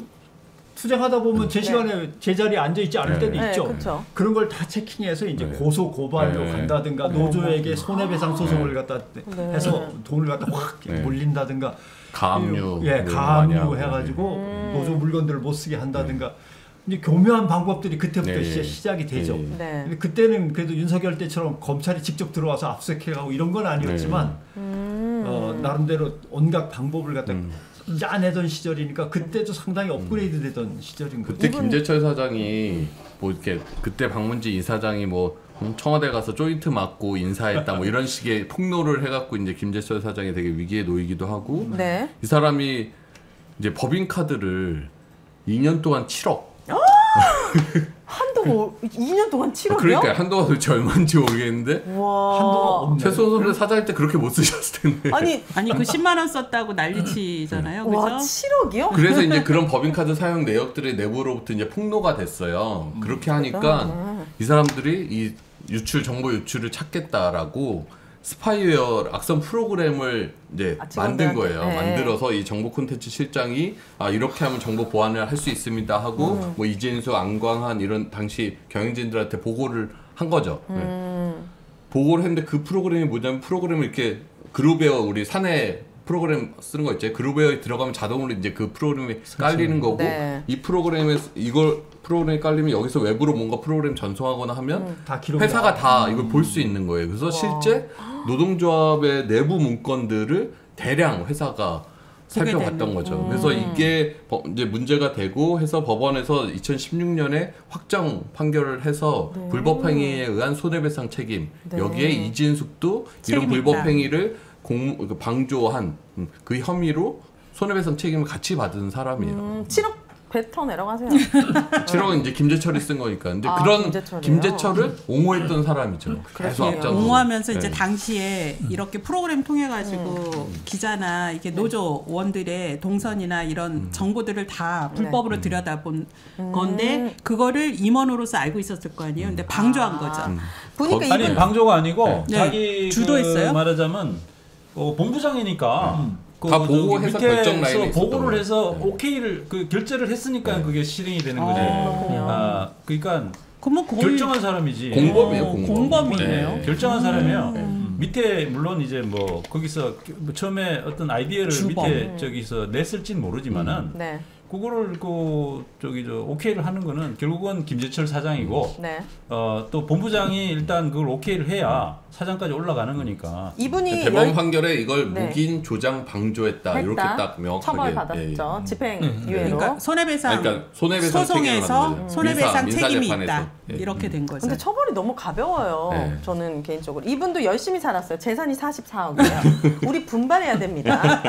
그리고 IMBC 주식도 1,200만 원을 보유하고 있어서 이해충돌 논란이 있는데 인사청문회를 하게 되면 주요 쟁점 어떤 게 될 거라고 예측하십니까? 일단 이번에 그 윤석열 대통령이 후보자로 임명을 하면서 그 임명한 사유가 이분이 이제 적임이다. 네, 이렇게 적임이다. 얘기한 건데 과연 이분이 적임이냐. 이 자질 논란부터 있다라고 생각하거든요. 예. 네. 예. 이분이 이 MBC의 공영성, 공공성을 파괴했던 장본인인데 네. 방송통신위원장이 방송에 파괴를 했으니까 적임자지. 파괴를 해야 이미 되니까. 그걸 뭐 지금 저기 하는 거지. 게다가 이제 그 뭐야 이진숙 씨는 그 당시에 MBC 민영화 그렇죠. 그거를 한번 시도를 했던 사람이기 때문에 아마 그 점이 상당히 고려가 되지 않았을까 하는 그런 생각도 드네요. 그래서 이진숙 씨가 이런 여러 가지 흠결이라고 할 수 있는 부분에도 불구하고 정부가 이진숙을 방통위원장으로 임명한 건 결국 MBC를 민영화시키려는 것 아니냐라는 얘기가 그래서 나오는 거죠. 좀 공개 협박이다라고 생각해요. MBC 너희들 말 안 들으면 정말 이진숙이 2012년에 민영 음모 꾸미다가 적발됐는데 12년 만에 다시 복귀하는 거잖아요. 그러니까 MBC 정말 민영화할 수 있다라는 거를 공개적으로 협박하는 거 아닌가. YTN 맨날 뭐 팔 거야 그러더니 못 팔았는데 진짜 팔듯이. 팔았잖아요. 네. MBC 민영화 지난번에 말만 한 것 같지 이번엔 진짜 또 이렇게 협박을 하는 거겠죠. 윤 대통령이 인사청문 요청서에다가 이진숙을 행동하는 언론이에요. 무슨 행동을 하는지가 근데 중요해요. 그 앞이 더 중요해요. 네. 저는 이거 오보 및 왜곡 보도를 바로잡고 어머나. 진실을 규명하기 위해 소신을 갖고 행동하는 언론인. 윤석열 대통령이 판단한 네. 평가. 그리고 방송의 공정성과 공공성을 담보할 수 있는 환경 조성에 대한 요구가 어느 때보다 높은 이 시기에 사명감과 책임감을 갖고 알긴 임무를 하네. 완수할 수 있다. 어느 때보다 높다는 걸 또 아는 뭐라고 거야. 썼냐면 네. 방송 기자 시절부터 뭐 사실을 기반한 균형 있는 일처리를 해온 만큼 여야 추천위원으로 구성된 합의제 행정기구의 장으로서 뭔가 적임자다. 지금 여야 추천위원이 없잖아요. 지금 방통위에 네. 자기가 임명한 2인밖에 없는데 뻔뻔하게 어떻게? 아무 말이나 막 하는 거야. 그러니까 저는 이 대통령도 그렇고 그 정진석 비서실장도 뭐 공정성과 공공성을 확대할 수 있는 적임자다. 그래서 이 사람들이랑 우리가 같은 언어를 쓰고 있는 건가? 어떻게 똑같은 단어를 이렇게 오염시켜서 해석할 수가 있나? 우리의 관심은 거기에 없어요. 지금 40억과 44억. IMBC 주식 1,200억. 이거 팔아야 되는 거예요? 만약에 할 이거 거면? 아마 저희 청문회 통과하면 판다라고 할 거예요. 자기 뭐 그러니까 1,200만 이렇게 돼 있는 원이니까. 거죠. 자회사도 역시 MBC의 자회사는 네. 방통위원회에서 규제하고 통제하게 돼 있습니다. 그래서 공직자윤리법 4조 1항 보면은 본인 또는 배우자가 직무와 관련해서 얻을 수 있는 이익이 있는 사업에 투자가 돼 있거나 하면 안 된다고 돼 있습니다. 그러니까 벌써 IMBC 주식을 갖고 있는 거 아니에요. 그죠? 그렇네. 그러니까 원래 이 사람이 할 생각 있으면 이거 팔고 벌써 팔았어야죠. 근데 이 사람도 이거 금방 잘릴 거다. 어느 기자가 물어봤을 거야. 그러니까 네. 뭐라고 대표냐면 네. 취임 후에 적절한 조치를 하겠다. 취임 후에? 네. 그러니까 자기가 취임할지 안 될지 모르니까 갖고 그렇죠. 있는 거예요? 내가 안 되면 손해잖아. 라고 생각을 하는 거죠. 아니 대단하시네요. 그 기사 중에 뭐가 네. 있었냐면 이분이 워싱턴 특파원 했잖아요. 근데 특파원 시장에 과속을 했대요, 미국에서. 네. 그래서 벌금을 물었대요. 그래서 이거 너무 약한 거 아니야? 뭐 한번 운전하다 그럴 수 있지 싶었는데 또 유학할 때도 또 과속이 있었대요. 네. 그리고 또 그 이른바 전용차선 위반 뭐 이렇게 해서 3번의 교통 위반이 네. 있더라고요. 그런데 그 과속 같은 경우는 폭주잖아요. 그래서 이분이 언론 탄압, 방송 탄압 폭주하는데 그때부터 소질이 있었나? 제가 혼자 그런 생각까지 들었어요. 폭주 기관차. 너무 기관차 순수하시다. 자, MBC 장학 시나리오 나왔습니다. 민영화를 시키고 이진숙을 딱 넣어가지고 여러 가지 장학 시나리오가 있는데 OX 퀴즈로 문답 한번 이어가 보도록 하겠습니다. OX? 자, 어렵지 이거 않습니다. 이거. 우리 들어가세요. 이 두 분은 질문을 잘 이해를 못하셔가지고 아, 저희가 네. 대기실에서 질문을 설명을 해드렸거든요. 자, 첫 번째 질문입니다. 이진숙은 8월 12일 전에 탄핵이 될 것이라고 생각한다. 탄핵이 될 거라고 생각하면 O, 아니다, 버틸 것이다, X. 우리 청장님만 오고 나머지 그 전에 탄핵되지 않는다. 이유를 어떻게 생각하시는 거예요? 왜요? 그러면 일단 위원장으로 취임을 하면 무슨 일인가를 저질러야 됐는데 네. 저지른 다음에 그걸 가지고 탄핵을 문제 삼고 여당과 야당이 운영위원회를 모여 소집해가지고 거기서 다시 탄핵을 할 국회의 회의 날짜를 잡고 하다 보면 8월 12일은 너무 이르다. 한 달밖에 안 남았어요. 네. 시기가 너무 이르다. 왜 8월 12일이죠, 근데? 8월 MBC 그 이사진, 이사진 임기 때문에. 저는 왜 공을 들었냐면 이게 탄핵된다가 아니라 탄핵 소추 발의로 이해했어요. 발의. 네. 그래서 발의도 12일은 좀 그러니까 늦지 않을까? 10일 전에 어차피 박문진 이사를 이사진 임명할 테니까 그 탄핵은 발의될 수 있는데 저는 탄핵 발의되면 사퇴할 거다. 또 자진 도망칠 사퇴? 것이다. 예. 탄핵까지 가기도 이제 전에 두들기기 전에 또 도망치지 않을까? 그러니까 예. 윤석열 대통령은 반드시 임명을 할 거고 임명되자마자 이분은 아주 그냥 빠르게 박문진 이사를 교체할 거기 때문에 그러면 네. 야당에서 바로 탄핵소추 발의를 할 거다. 근데 탄핵소추 발의 소식이 오기 전에 바로 또 자진 사퇴할 거다. 그럼 바꿔야겠네요. 자, 두 번째 질문입니다. 네. 방송법이죠. 방송법, 방송사법. 이거 통과 어렵다. 22대 국회에서도 통과 안 될 것이다. 하나, 둘, 셋. 통과가 어디까지 통과하는 거예요? 그러니까 제정인 국회 거죠. 통과. 아니죠. 그거는- 완전 제정되는 것까지. 아. 개정되는 것까지. 제정되는까지는 뭐. 진짜요? 통과가 어렵다. 그러면 22대 통과 어렵다가 국회에서 저는 X니까 그 부분 통과된다? 저는 그러니까 통과된다. 모든 것을 대통령이 정상적인 사람이라고 생각하고서 하는 건데 그게 아닌 지금 질문을 상황이거든요. 서로 다 이해를 거부권 행사 당연히 거부권 네, 거부권 행사 아니에요. 하면 통과가 안 되죠. 안 되는 거잖아. 그럼 그 X잖아. 그럼 이거다. 저는 통과된다. 아 그래도 돼야 된다. 이거 돼야 된다. 뭐 돼야 된다. 희망을 그럼 나도 걸고. 돼야 된다고 예. 해야겠네. 아니 저는 어느 순간 대통령이 거부권을 행사할 수 없는 형국이 올 것이다. 그리고 맞아요. 거부권을 행사하더라도 국민의힘 내부의 이탈표나 이런 정치 지원 변동에 의해서 방송 3법 플러스 뭐 방통위 설치법까지 이걸 통과시킬 수밖에 없는 형국이 올 것이고 네. 우리가 만들어내야 된다. 지금 오고 있는 것 같습니다. 네네. 네, 기시감이 듭니다. 자, 2인 방통이 조만간 끝날 것이다. 하나, 끝난다. O, 아니다. X. 하나, 둘, 셋. 끝난다. 안 끝난다.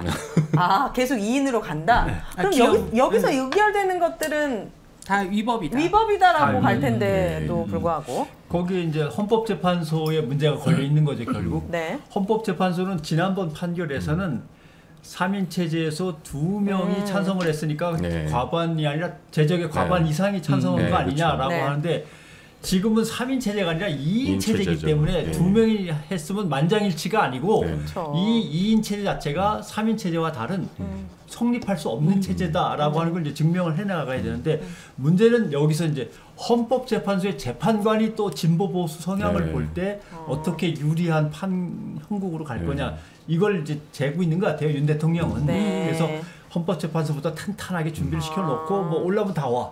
뭐 2인 방송 체제 갖고 안 된 거 다 갖고 오겠다고? 다 갖고 와봐라고 할 수도 있는 거죠. 자, 본인이 2인 체제가 완벽하니까 그냥 2인 체제는 다 괜찮다고 생각하는 거예요. 그래서 자기는- 위원장만 바꾸면 네. 되는 거니까. 그러니까 이진숙 씨는 어쨌든 저번에 출근하면서 민주당에 빨리 추천해 달라라고 말을 되게 약간 교묘하게 하더라고요. 그날 네. 보면서 자기 지금 2인 체제인데 민주당이 추천을 안 해서 이렇게 되는 거니까 어머나. 민주당이 추천을 하면 4인제가 되고 네. 여기서 싱크 끊으면 이제 오해가 되는데 그쵸. 뒤에 이제 국민의힘까지 하면 이제 5인 체제가 완성이 된다. 그럼 이제 3대2 구조가 되는 거잖아요. 근데 이제 방통위 2인 체제를 갖고 민주당의 책임을 돌리려고 하면 어쨌든 최민희 후보자 를 7개월 동안 임명 안 하고 시간을 끌었다는 것에 대한 네. 뭐 왜 그렇게 끌었는지 그때 과정에 대해서 뭐 사과를 하든 반성을 하든 방통위를 갖고 방송자의 도구로 쓰지 않겠다고 뭐 선언을 하든 이런 게 있어야 되는데 그런 과거는 싹 잊고 네. 지금은 그냥 자기들도 2인 체제에 관련해서 계속 논란의 여지가 있으니까 5인 체제 빨리 만들어 달라 이 얘기만 계속 근데 하고 여당이 있는 거예요. 3인이고 야당이 2인이라면서요. 예, 예. 그냥 임명해서 다수결로 하면 어차피 여당한테 유리하잖아요. 근데 그렇죠. 왜 임명 안 하는 거예요? 아 국회가 지금 추천을 안 하고 안 있는 하고 거예요. 있는 거죠. 국회가 지금 국회가 추천을 했는데 최민희 후보자를 네. 윤 대통령이 임명을 안 하고 시간을 끌었잖아요. 네. 그러니까 국회가 추천하면 보통 대통령들이 다 임명을 해왔거든요. 네. 근데 그걸 대통령이 안 지키니까 국회 자체에서 이제 민주당 우위의 국회니까 네. 아예 방통위원 국힘에서 3명을 추천하는 사람도 민주당이 통과를 안 국회 시킨 차원에서 거죠. 추천을 안 하는 거죠. 그러니까 네. 그러니까 정부하고 국회가 일종의 사실은 신사협정인 거잖아요. 국회가 추천을 하면은 임명권을 가지고 대통령이 임명을 하는 건데 네? 이제 지난해에 최민희 그 지금 야당 의원에서부터 추천을 해서 국회가 했음에도 이제 대통령이 임명을 안 했잖아요. 그런데 이거는 사실 지금도 방심위원 보면은 최선영 교수님이신가요? 네. 그러니까 어쨌든 추천을 한 사람에 대해서 정부가 임명을 안 하고 있다는 거죠. 그러니까 이 부분을 해소하기 위해서는 그 국회에서 정상적으로 추천을 했던 사람들에 대해서 왜 안 받는 거예요, 윤석열 그러니까 대통령? 그 자기 멋대로인 거죠. 그러니까 법을 잘 아는 사람이라 네. 법의 허점을 너무나도 많이 보고 있으니까 그 법의 허점만을 파고들면서 자기들 유리한 대로 끌고 가는 거예요. 법이 그렇게 못하게 돼 있으면 네. 법대로 안 하고 시행령만 바꿔갖고 시행령으로 하지 뭐 이런 식으로 한다든가 법을 잘하니까 그러니까 상권 분립이라고 하는 체제에서 입법부가 행정부에 의해서 완전히 장악당하거나 아니면 훼손당하고 있는 거죠. 그래서 아니, 네. 추천을 해도 니들이 추천한 것만 안 받고 우리 쪽 거는 빨리 통과시키고 뭐 이렇게 되는 거고. 그러니까 본회의에서 추천하면 대통령이 언제까지 임명한다는 규정이 없는 거예요. 그걸 보통 본회의에 추천하면 대통령이 적정한 시기에 바로 임명을 했는데 그걸 안 하고 7개월을 끈 거고 지금도 본회의에서 아마 예를 들어 그러면 여 1명, 야 2 이렇게 3명을 추천을 하면 네. 또 대통령이 여만 임명할 수도 있어요. 이런 대통령이면. 그러면 여당 셋이 되는 구조가 아니 되니까. 윤석열 대통령 입장에서 이 사람 진짜 바보 같네. 그냥 여당이 3명이고 야당이 2명이라면서요. 네. 이렇게 합의체 기구를 만들고 네. 야당 어차피 다수결이잖아요. 네. 그럼 3명이 무조건 그러면 의결하면 실제로 헌법적으로 5명인데 넘기잖아요. 3대 1로 나눠서 토론을 계속 벌이고 거기서 안 된다고 막 지연이 되잖아요. 기연이 되면 네. 조합 빠르게 가라는 대통령의 구호가 안 되잖아요. 성립이 안 돼. 이걸 합의제 웃긴다. 기관처럼 운영을 하기 싫은 거죠. 그러니까 합의제로 하면 귀찮으니까 아예 야당 쪽을 이대로 안 다 하겠다. 통과가 되는 거예요. 자기 마음대로. 지난번에 제가 말씀드렸던 어이가 없네. 그 어이가 없어요. 100 다민영이라고 하는 그 윤석열 정부의 미디어 정책 말씀드렸잖아요. 발음 정확하네 오늘. 100 다민영. 근데 요 하나 말고 또 다른 미디어 정책이 하나가 뭐가 있었냐면 독임제 미디어 행정기관이라는 게 있었어요. 독임제. 네. 독임제. 그러니까 이 독임제라는 거는 지금의 방통위처럼 합의제로 하는 게 아니라 한 명이 독단적으로 하는 미디어 행정 규제 기구를 만들겠다라는 것이 윤석열 정부의 오. 그 공약이었어요. 몇 안 되는 네. 공약. 그렇기 때문에 사실상 지금 방통위를 윤석열 정부가 당시 선거 공약 때처럼 운영을 하고 있는 거예요. 아 독임제를 하고 싶은 거군요. 네. 그래서 하고 이렇게 있는 마음대로 하는 근거가 뭐냐라고 윤석열 대통령한테 따져 신기하다. 물으면 네. 이 사람은 법의 허점이 저의 근거입니다라고 대답을 하는 거예요. 아, 그래요? 법이 확실하게 안 돼 있잖아요. 그러니까 거기서는 내 마음대로 하는 거잖아요. 이렇게 되는 거죠. 와 이게 상식적으로 이해가 안 되지만 자 마지막 질문입니다. MBC 민영화 밀어붙이면 가능하다. 하나 둘 셋. 불가능한 건 없다. 안 된다. 가능하다 할 수 있다? KBS는 할 수 있다. 왜 할 수 있다고 생각하십니까? 일어나서는 안 되는 일인데 네. 이 정부를 보면은 불가능은 없을 것 같아요. 음. 네, 말 그대로 MBC는 민영화 될 것이다라고 하면은 저는 이제 X를 들 텐데 네. 민영화 시도를 할 네, 것이다라는. 가능하다라는 것 자체는 가능하다? 네, 뭐 아 동의하지 나중에 않는 것 같아요. 헌법재판소에서 뒤집어지는 한이 있더라도 네. 일단 무조건 가긴 가긴 간다. 갈 것이다. 아까 말씀드렸던 것처럼 뭐 MB 때하고 윤석열 정부 때 언론 정책의 차이점에 대해서 좀 잠시 얘기를 하셨었는데 저는 가장 큰 차이가 MB 때는 어쨌든 공영방송을 장악을 해서 자기네도 홍보 수단이라든지 치력을 알리는 수단으로 쓰려고 장악을 하려고 했던 것 같아요. 근데 아까 이 돌아온 이동관이라든지 MB 때 사람들이 그때 깨달았던 게 네. 아, 이 공영방송은 장악이 안 되는 애들이구나. 장악을 할 수 없구나. 그렇다면 얘네들은 그냥 없애버리는 게 맞아. 아니면 망가뜨리는 라고 생각을 하는 것 같아요. 그래서 아프다. YTN도 매각을 해버리고 KBS는 수신료로 그냥 망가뜨려버리고 그러면 MBC도 그런 기조에서 보면은 진짜 민영화 시키려고 하는 거 아닌가라는 생각이 드는 거예요. 네. 그러니까 저는 이번에 이진수 후보자가 처음 회견할 땐가 공영방송의 대다수 구성원들이 민노총 조직원이다 이런 표현을 썼잖아요. 그러면서 노동 권력으로부터의 독립이 중요하다. 그래서 네. 아니, 사실 노조 있을 때 권력이 있으셨는지 모르겠는데 저는 사실 1도 권력이 없거든요. 네. 권력 그러니까 욕도 없는데. 민주노총도 굳이 민노총으로 바꿔서 얘기하고 조합원이라고 해도 되는데 조직원 이러면서 조직원이라고 했어요. 불러요. 그래서 뭔가 조폭의 조직원처럼 이미지를 만들고 노동 권력. 근데 노동 권력이라는 게 딴 게 아니라 그럼 공영방송 구성원의 상당수가 노동조합원이에요. 그럼 노동 권력으로 독립한다는 거는 공영방송 구성원들의 의견으로부터 독립하겠다라는 거거든요. 그럼 사장 맘대로 다 하겠다라는 인식이에요. 그러니까 마치 무슨 MBC 프로그램 만들 때 민주노총의 지시를 받아서 프로그램을 만드는 양. 자기도 민노총 조합원이었는데 그러면 민주노총 조합원이었는데 그때 자기는 지시받고 그럼 종 기자하고 자기는 지시받고 프로그램 만들었나. 그런 거 아니란 말이에요. 그러니까 민주노총이 MBC에 어떤 영향력도 미치지 못한다는 거는 지금 삼노조도 알고 그 나와 있는 극우 인사들 다 아는데 네. 자꾸 이렇게 거짓 프레임을 씌워서 그러면서 저는 그래서 이 민주노총 조직원, 민주노총 조합원, 언론 노조 이런 것으로부터 독립하기 위해서 나중에 또 민영화까지 주장하는 거 아닌가? 막 이런 생각까지 들더라고요. 네. 그러나 불가능하다. 네. 막아낼 것이다. 아니 네. 우리 사회의 최대 약자 중에 한 분야가 노동자잖아요. 근데 그렇죠. 저는 노동에다가 권력을 붙이는 이런 신박한 프레임을 어떻게 아니, 그럴 때 생각했을까? 왔으면 좋겠어요. 왔으면 좋겠는데 지금 권력이 없어요. 아니 언론사에 언론인 노동이 없으면 어떻게 돌아갑니까? 그러니까. 그거 좀 이해가 안 되고. 자, 마지막 남은 언론입니다. MBC 힘내라 토크 콘서트 내일 무료로 하고 있어요. 여러분 MBC 상암 광장에 다 모여주시면 되는데 날씨 요정이 또 도와줘가지고 그럼. 내일은 비가 내일 안 비 안 와요. 와요. 진짜. 제가 비 안 온다 그랬잖아요. 네. 지난 몇 주 동안 계속 날씨만 바라고 있었는데 네. 이제 맑음까지 갔어요. 이제 네. 해가 떠요. 네. MBC. 좋습니다. 그래서 오늘 진짜 많은 분들이 함께 해주고 계신데 심은정님, 풀 뜯는 고양이님 이제 이름만 봐도 이름 다 외우기 알고 박현우님, 풀 뜯는 고양이님. 네, 광채님 내일 꼭 오셔가지고 핸드폰에 본인 아이디 이렇게 쓰고 계시면 오셨구나 이렇게 알 저 수 진짜 있을 한번 만큼. 뵙고 싶어요. 이 풀 뜯는 네, 고양이님, 이은진님. 심은정님. 저희 네. 민원연 부스로 오세요. 요 네. 컴티님들 보실 수 있으니까. 부스로 제가 아이스크림 네. 사겠습니다. 감사합니다. 여기 지금 300분 넘게 했는데 300명 넘게 그러면 100명까지는 내가 아니 저기 네. 노래하실 거라는 걸 노래. 이야기하셨는데 아 원래 이분 본업이 가수시죠. 네, 오늘 아시게 됐거든요. 저도 이제 이분이 수첩의 PD라는 것도 처음 알게 됐는데 내일 또 노래를 위해서 제가 열심히 준비를 했습니다. 되게 기대된다. 어려운 노래를 고르셨어요. 네, 그래서 오윤혜가 잘하나 못하나 오셔가지고 한번 감시도 부탁드리고 많은 분들 오셔서 눈으로 같이 인사하고 진짜 그래도 이렇게 언론을 사랑해주시고 지켜주시는 시민분들이 있다는 걸 알면은 많은 분들이 힘이 날 것 같아요. 우리 기자님 오시잖아요. 내일 세븐일레븐에 가서 아이스크림부터 확보를 해야 돼요.